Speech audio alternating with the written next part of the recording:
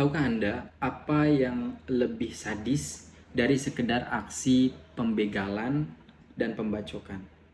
Ketika warga seorang Baduy, korban pembegalan dan pembacokan, ditolak oleh rumah sakit hanya karena dia tidak mempunyai kartu tanda penduduk untuk berobat. Perkenalkan, nama saya Sabina Julhak dan saya seorang konten kreator warga suku Baduy, dan saya mengecam keras tindakan pembegalan yang terjadi dan yang menimpa Repan di Cempaka Putih, Jakarta Pusat.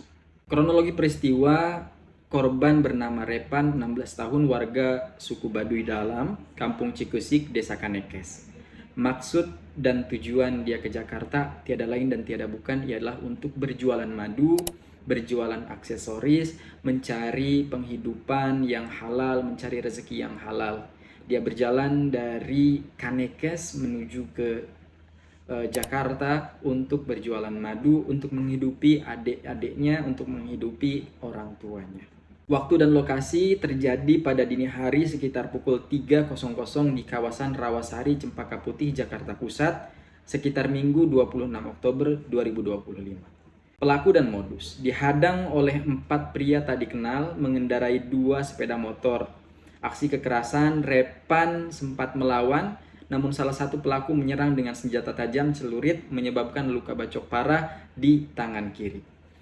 Kemudian Repan mengalami kerugian berupa pelaku merampas uang hasil jualan sekitar 3 juta rupiah, kemudian 10 botol madu dan dagangan, dan 1 ponsel pinjaman. Bayangkan teman-teman, warga suku Baduy datang dengan niat baik, bahkan dengan niat yang mulia untuk mengais rezeki di kota, dengan harapan dia akan mendapatkan uang dan uang tersebut akan dipakai untuk menghidupi kehidupan sehari-hari.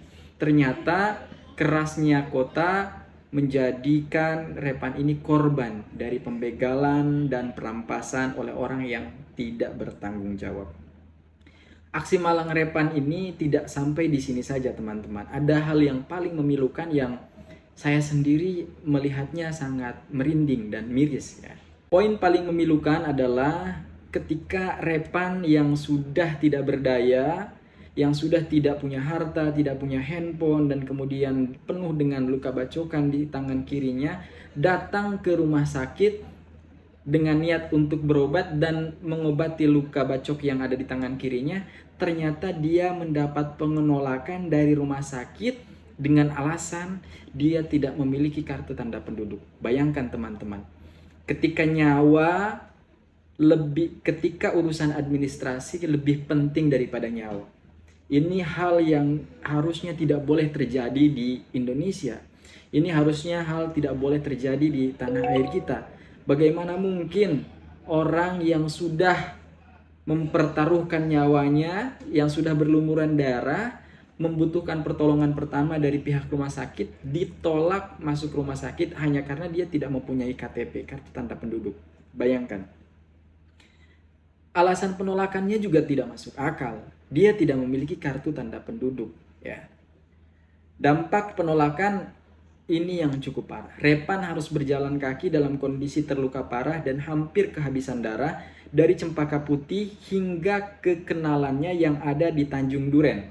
Dia jalan sekitar 3 jam, ya. Dari jam 3 subuh hingga jam 8 pagi. Bukan jam 3 jam, tapi 5 jam.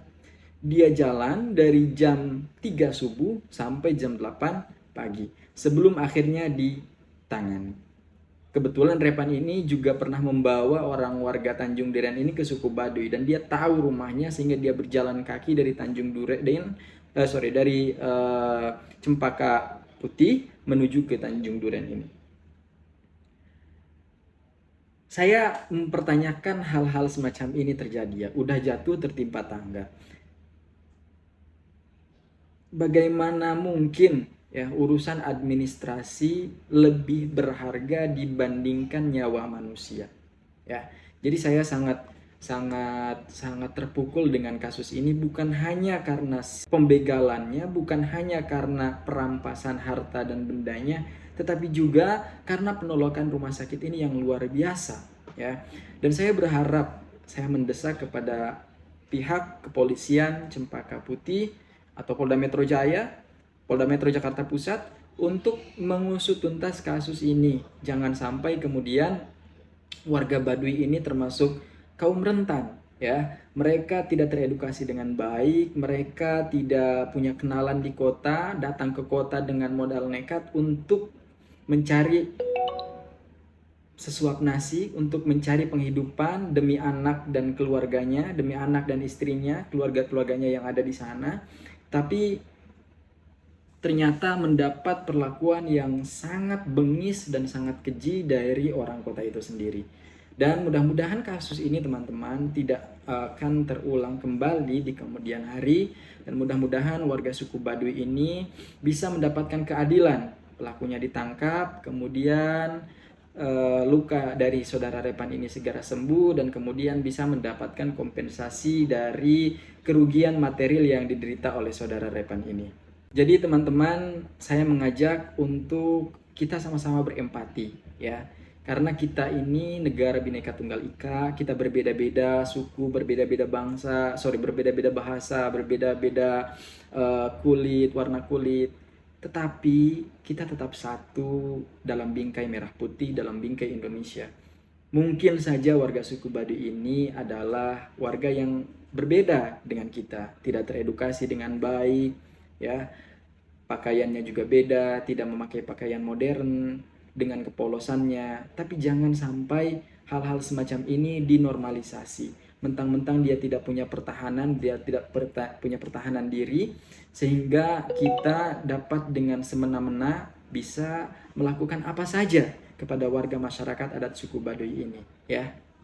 Dan warga suku Baduy ini juga masyarakat yang rentan, ya. Dia tidak kebal juga terhadap bacokan, dia tidak kebal juga terhadap celurit, dia tidak kebal juga dengan pukulan. Maka jangan semena-mena. Ini adalah negara hukum, maka siapapun yang melawan hukum harus ditindak dengan tegas dan diberikan efek yang hukuman yang sepadan dengan perbuatannya. Mudah-mudahan kita semuanya bisa saling menghargai, bisa saling menghormati, dan mudah-mudahan kejadian semacam ini tidak terulang kembali, ya. Ini semuanya saya kutip dari kompas.com, dari detik.com, dari media-media portal online, bahkan banyak sekali konten kreator yang sudah membuat konten tentang ini. Ini adalah bentuk kepedulian kita kepada warga masyarakat adat suku Baduy. Assalamualaikum warahmatullahi wabarakatuh.